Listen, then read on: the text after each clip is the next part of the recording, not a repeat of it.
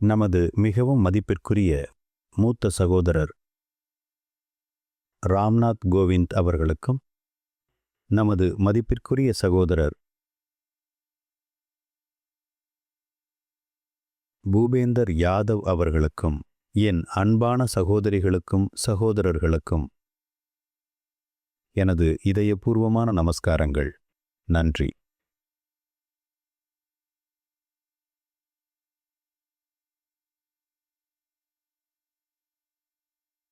இந்தியாவில் நாம் ஸ்ரீகிருஷ்ணர், புத்தபிரான், ஸ்ரீராமர், ஹனுமான்ஜி, குருநானக் போன்ற அவதார புருஷர்களைத் தவிர மக்களின் பிறந்த நாட்களை கொண்டாடுவதில்லை என்பது உங்களில் சிலருக்கு தெரிந்திருக்காது. குறிப்பாக எங்கள் வீட்டில் நாங்கள் கல்லூரியில் சேருவதற்கான படிவங்களை நிரப்பும் வரையில் எங்களுக்கு பிறந்தநாள் என்பது என்னவென்று தெரியாது.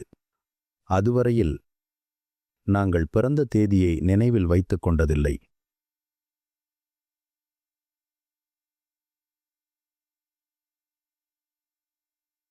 ஏனெனில் நமது கலாச்சாரம் தொடக்கமும் முடிவும் இல்லாத இந்த பிரபஞ்சத்துடன் மிகவும் ஒத்திசைகின்றது. எனவே ஒரு தொடக்கத்தை கொண்டாடுவது என்ற கேள்விக்கே இடமில்லை. உண்மையில் நான் வேலை செய்து கொண்டிருந்த நாட்களில் மக்கள் ஏக்கத்துடன் தாஜி அங்கு வருவார் என்று காத்திருப்பார்கள். அவர்கள் அனைவரும் ஏதாவது பரிசுகளுடன் தயாராக இருப்பார்கள். நான் அன்று அலுவலகத்திற்குச் செல்லாமல் அவர்களை ஆச்சரியப்படுத்துவேன். நான் வழக்கமாக இந்த ஆடம்பர செயல்களிலிருந்து ஒதுங்கியிருப்பேன். எனக்கு அந்த மாதிரியான கொண்டாட்டங்கள் என்று வரும்பொழுது நான் அங்கிருந்து ஓடிவிட வேண்டும் என்று தோன்றும். ஆனால் இப்பொழுது எனக்கு ஒரு வேறுபட்ட கண்ணோட்டம் உள்ளது. நான் உங்கள் அனைவரையும் சந்திக்க முடிகின்றது. நான் உங்கள் அனைவருடனும் இருக்க முடிகின்றது. மேலும் நாம் சேர்ந்து இருக்கும்போது ஆன்மீக வேலை சுலபமாக ஆகின்றது. எனவே எனக்கு ஒன்றாக இருப்பது ஒரு சாக்காக இருக்கிறது. அதனால் வேலை நடக்க முடியும். மேலும் நான் இதை பாராட்டுகிறேன். நான் உங்கள் அனைவருக்கும் மிகவும் கடமைப்பட்டுள்ளேன். நன்றி.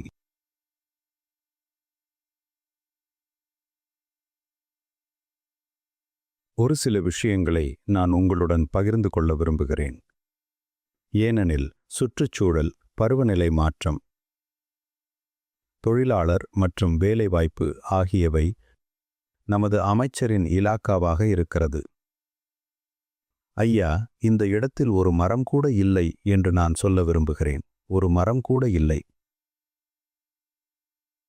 நிலத்தடி நீர்மட்டம் கிட்டத்தட்ட 1800 அடிக்கு கீழே இருந்தது. நாங்கள் எங்கள் சத்சங்கிகளை அவர்கள் வீட்டிலிருந்து இங்கே வரும்போது அவர்களுடன் ஒரு பாட்டில் தண்ணீர் அல்லது ஒரு கேலன் தண்ணீர் அல்லது ஒரு வாளி நிறைய தண்ணீர் கொண்டு வரச் சொல்வது வழக்கம். மேலும் ஒரு மரத்தை தத்தெடுத்து அதற்கு நீரூற்றுமாறும் கேட்டுக்கொண்டோம். 7 முதல் 8 ஆண்டுகளுக்கு உள்ளேயே மாயாஜாலம் நிகழ்ந்தது. இதற்கெல்லாம் காரணம் என் அன்பான சகோதரிகள் மற்றும் சகோதரர்கள்தான்.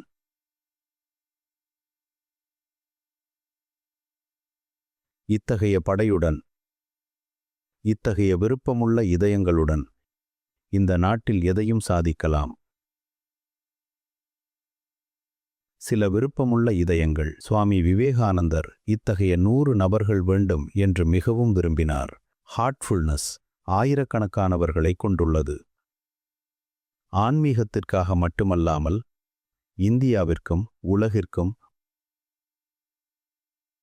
ஒரு புதிய எதிர்காலத்தை உருவாக்க முயற்சிக்கும் இத்தகைய விருப்பமுள்ள பங்கேற்பாளர்களை பார்ப்பது மிகவும் மகிழ்ச்சியாக இருக்கிறது.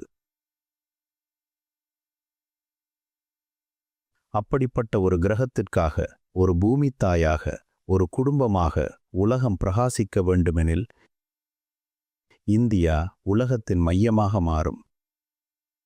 உலகத்தின் மையம் என்பது வெறும் பொருள் சார்ந்த நலனுக்காக மட்டும் இருக்காது. நிச்சயமாக அது அவசியமானதுதான். வயிறு காலியாக இருந்தால் தியானம் செய்ய இயலாது. அந்த காலத்தில் சுவாமி விவேகானந்தர் கூறிய வார்த்தைகள் உங்களுக்கு நினைவிருக்கும். எனது மக்களுக்கு ஆன்மீகம் தேவையில்லை, அவர்களுக்கு கடவுள் தேவையில்லை, அவர்களுக்கு உணவுதான் தேவை. அது இனிமேலும் ஒரு தேவையாக இல்லை எனும் ஒரு நிலைக்கு நாம் வந்துவிட்டோம். நாம் இவை அனைத்தையும் கடந்து செல்ல வேண்டும்.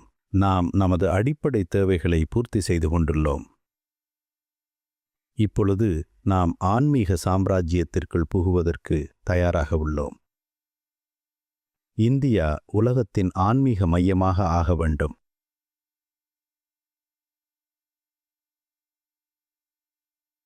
எந்த ஒரு நாடும்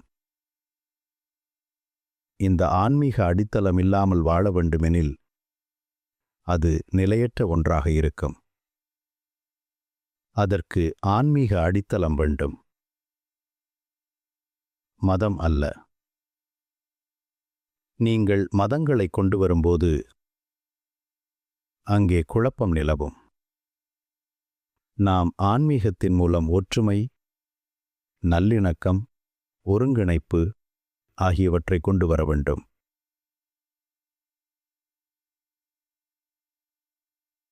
சிலர் ஆன்மீகமும் மதமும் ஒத்த சொற்கள் என்று நினைக்கிறார்கள். ஆனால் அவை அப்படி அல்ல. மதம் கொள்கைகள் அடிப்படையிலானது. அது முழுவதும் நம்பிக்கைகளை கொண்டது. இந்துக்கள் ஒன்றை சொல்கின்றனர், கிறிஸ்துவர்கள் ஒன்றை சொல்கின்றனர், முஸ்லிம்கள் ஒன்றை சொல்கின்றனர். மேலும் ஒவ்வொருவரும் தாங்கள் மற்றவர்களை விட சிறந்தவர்கள் என்று நினைக்கின்றனர். எனவே அப்படிப்பட்ட சூழ்நிலையில் ஒற்றுமை எப்படி இருக்க முடியும்? ஆன்மீகம் தெய்வீகத்தன்மை என்றால் என்ன என்பதை நம்மை உணர வைக்கின்றது. தெய்வீகம் என்றால் என்ன? என் உள்முக அமைதியை குலைக்கக்கூடியது எது? என் உள்முக நல்லிணக்கத்தை வலுப்படுத்தக்கூடியது எது என்பனவற்றை கூறுகின்றது. மேலும் அது நமது வழிகாட்டும் ஒன்றாக ஆகிறது. அது நமது திசைகாட்டியாக ஆகிறது. அது நமது இதயத்தின் குரலாகிறது. அது நமது இதயத்திற்குள்ளிருக்கும் குருவாகிறது. சகஜ மார்க்கத்தின் வாக்குறுதியானது சீடர்களை உருவாக்குவது அல்ல, அது மாஸ்டர்களை உருவாக்குவதாகும்.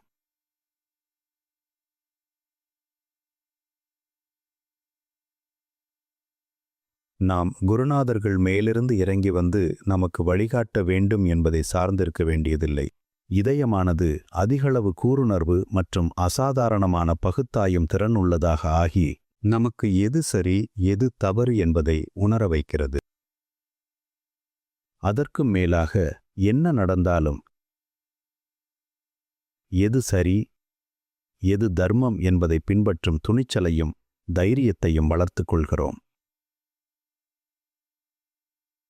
எது சரியோ அதை செய்வதற்கு தைரியம் வேண்டும். அதை செய்வதற்கு எனது இதயமானது மிகவும் கூருணர்வு கொண்டதாக இருக்க வேண்டும்.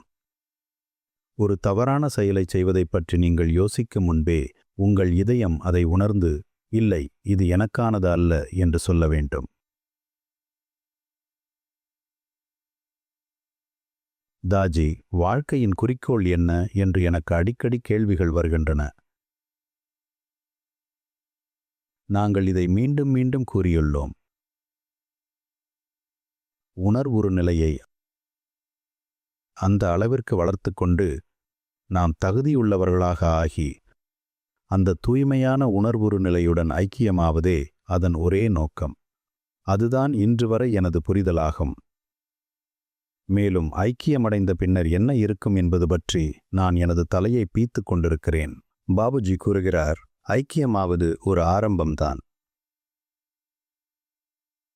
ஆத்மா பரமாத்மாவுடன் ஐக்கியமாவது வெறும் ஆரம்பம் மட்டுமே. அது இறுதி நிலை அல்ல. நான் ஹைட்ரஜன் பற்றிய இந்த தகவலை பண்டாரா செய்தியில் பகிர்ந்துள்ளேன். அது ஒரு எளிதில் வெடிக்கக்கூடிய பொருளாகும். மேலும் ஆக்சிஜன், அது ஹைட்ரஜனின் வெடிக்கும் தன்மையை துரிதப்படுத்தும் இயல்பை கொண்டது. ஆனால் இந்த இரண்டும் ஒன்று சேர்ந்தால் அது தண்ணீராக மாறும், விலைமதிப்பற்ற தண்ணீர். அது இல்லாமல் நாம் உயிர் வாழ இயலாது. நமக்குள் உள்ள வேறுபாடுகள் நம்மை ஒன்றிணைத்து புதிதாக ஒன்றை, நமது தனிப்பட்ட ஒற்றுமை எனும் கலவையை உருவாக்க வேண்டும்.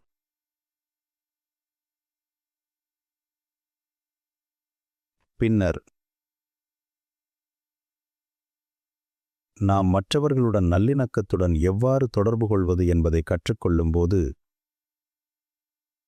அது நமக்கு ஒரு நிலையிலிருந்து மற்றொரு நிலைக்கு வேகமாக முன்னேற உதவுகின்றது. மேலும் இறுதியில் நாம் பரம்பொருளுடன் தொடர்பு கொள்வதற்கு தகுதியுள்ளவர்களாக ஆகின்றோம். குடும்பங்களை விட்டு ஓடிப்போவதும் இந்த உலகத்தை விட்டு ஓடிப்போவதும் தீர்வல்ல. நீங்கள் உலகத்துடன் கலந்து பழக வேண்டும். அப்போதுதான் இந்த பயிற்சியின் மூலம் நாம் கடவுளை நேசிக்க முடியும்.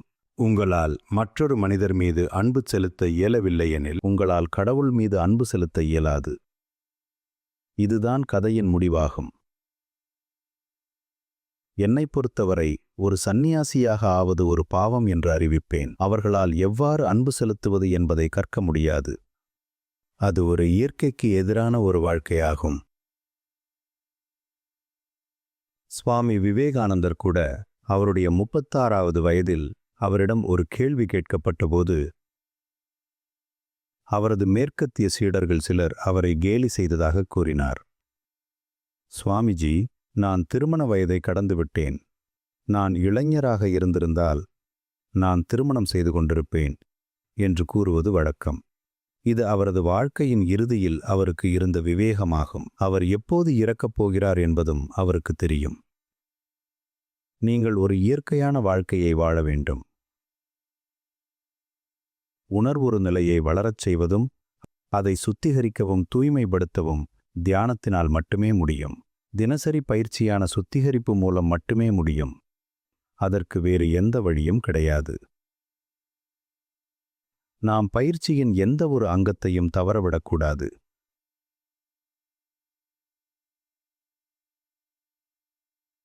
சத்சங்கத்தில் நேரடியாக கலந்து கொள்வது மிக மிக இன்றியமையாதது ஆகும்.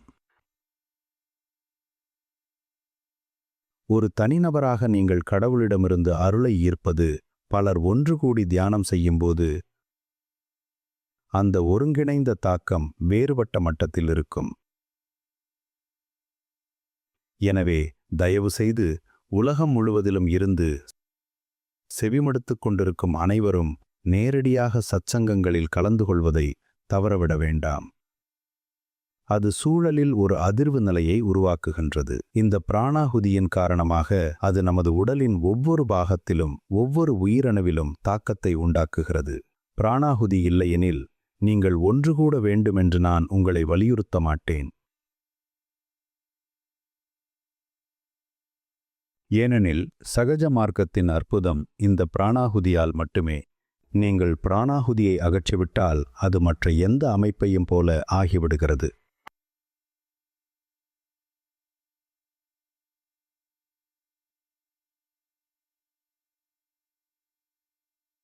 நமது 2 பள்ளிகளும் அங்கீகரிக்கப்பட்டுள்ளன.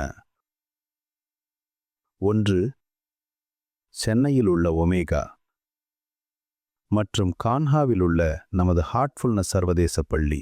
இரண்டுமே இந்தியாவின் முதன்மை 2 பள்ளிகள் என அங்கீகரிக்கப்பட்டுள்ளன.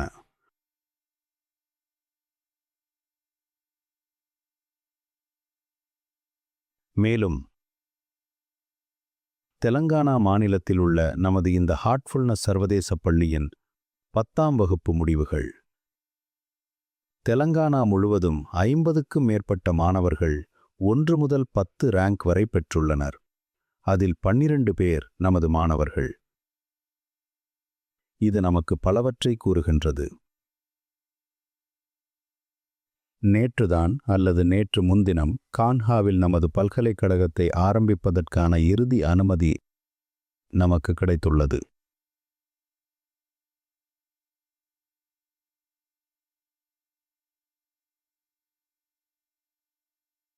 நமது திறன் மேம்பாட்டு திட்டத்திற்கும் நமக்கு அனுமதி கிடைத்துள்ளது. நாம் ஆர்வமுள்ள தனிநபர்களுக்கு பிளம்பிங், மின்சாரம், வர்ணம் பூசுவது, தச்சு வேலை, தோட்ட வேலை, ஒட்டுச்சேர்க்கை ஆகிய துறைகளில் திறன் மேம்பாட்டு பயிற்சி அளிக்க உள்ளோம். இவை சுற்றுச்சூழலை மேம்படுத்த நமக்கு உதவும். இந்தியா முழுவதும் உள்ள மையங்கள் இந்த முயற்சியை மேற்கொள்ளலாம் மற்றும் நீங்கள் தனிப்பட்ட முறையிலும் உங்கள் சொந்த தொழிலையும் தொடங்கலாம்.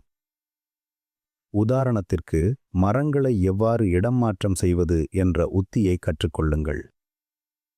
எங்களுக்கு சாலையோரங்களிலிருந்து மரங்களை இடமாற்றம் செய்வதில் 95% வெற்றி கிடைத்துள்ளது. பலர் இந்த தொழிலை தொடங்க வேண்டுமென நான் விரும்புகின்றேன். புது விஷயங்கள் நடக்கவிருக்கின்றன. உங்களில் எத்தனை பேருக்கு ஒட்டுச்சேர்க்கை பற்றி தெரியும் என்று எனக்கு தெரியாது. ஒரு புது தொழில்நுட்பம், உதாரணத்திற்கு கத்திரிக்காய். இந்த ஆன்மீக சந்தர்ப்பத்தில் வணிக உதாரணத்தை உங்களுக்கு கொடுப்பதற்கு மன்னிக்கவும், ஆனால் அது நமது அன்றாட வாழ்க்கையின் ஒரு தேவையும் கூட. நான் இப்போது பேசாவிடில், அதாவது இது நீங்கள் ஒரு விவசாயியாக இல்லாவிடிலும் எதையெல்லாம் கற்றுக்கொள்ள முடியும் மற்றும் எவற்றையெல்லாம் நடைமுறைப்படுத்த முடியும் என்பனவற்றை பகிர்ந்து கொள்வதற்கான ஒரு சந்தர்ப்பம். இங்கு கான்ஹாவில் நாங்கள் 2 விஷயங்களை வெற்றிகரமாக பரிசோதனை செய்தோம்.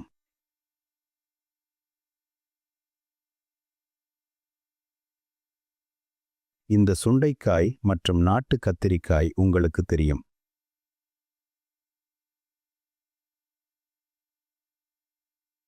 தமிழ்நாட்டில் அவர்கள் அருமையான சட்னியை தயாரிக்கிறார்கள், குறிப்பாக தயிர் சாதத்துடன் சாப்பிடுவதற்கு. அந்த செடியானது மிக வலுவான வேர்களை கொண்டிருக்கும். கத்திரிக்காயை விட மிகவும் வலுவாக இருக்கும். நீங்கள் கலப்பின கத்திரிக்காயை இதனுடன் ஒட்டு சேர்க்கை செய்தால் அது முழு அமைப்பையும் மாற்றிவிடும். உதாரணத்திற்கு, கத்திரிக்காய் விளைச்சல் ஒரு ஏக்கருக்கு 10 முதல் 20 டன்னாக இருந்தால், ஒட்டுச்செடியின் விளைச்சலானது உங்களுக்கு ஒரு ஏக்கருக்கு 60 முதல் 80 டன்களை அளிக்க இயலும். விவசாயிகளின் வருமானத்தை கற்பனை செய்து பாருங்கள். இதுபோலவே தக்காளியை சாதாரண கத்திரிக்காயுடன் ஒட்டுச்சேர்க்கை செய்தால், அதன் வலுவான வேர் அமைப்பு காரணமாக அதன் பழங்கள் மற்றும் காய்களுக்கு அதிக ஊட்டச்சத்துக்களை இழுக்க முடிகிறது. அதேபோல் இங்கே பல விஷயங்கள் செய்யப்படுகின்றன. நீங்கள் நர்சரிக்குச் சென்று அதிக செடிகளை வாங்கலாம். உங்களிடம் 5 கத்திரிக்காய் செடிகளும் 5 தக்காளி செடிகளும் இருந்தாலும் இந்த காய்கறிகளை மீண்டும் வெளியிலிருந்து வாங்க வேண்டியிருக்காது.